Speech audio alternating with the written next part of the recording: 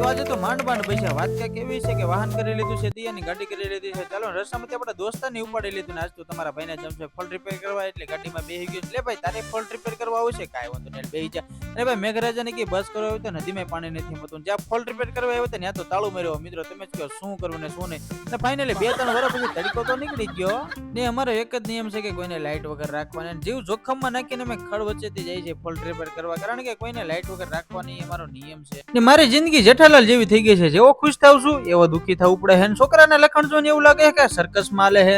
તમારા ભાઈ માટે ખાસ 3 વાગી ગયા એટલે બોલેરો લેવા આવી છે. અને જ્યાં સુધી ચા નો પી ત્યાં સુધી આપણો દિવસ ચાલુ ન થાય એટલે ચા પીવા આવ્યો. તમારો ભાઈ બેહી ગયો છે ગાડીમાં. અત્યાર સુધી વરસાદ નતો આવતો. જેવા અમે ફોલ્ટ રિપેર કરવા આવ્યો ધોધમાર વરસાદ ચાલુ થઈ ગયો. ને આવી રીતે કઈક અમારું સ્ટ્રગલ હોય છે. એક પગે હાલ્યું જવાનું છે અને બાજુમાં છે નદી અને પાછો ખંભે છે અમારી ઉપર ભાર. ને મિત્રો કઈક હવે બારી બંધ કરી દઉં, કારણ કે મને કઈક સેલિબ્રિટી સમજીને બધા ફોટો ન પડાવી લે એટલે બારી કરી દઉં છું બંધ. ને આપણો દિવસ એને પૂરો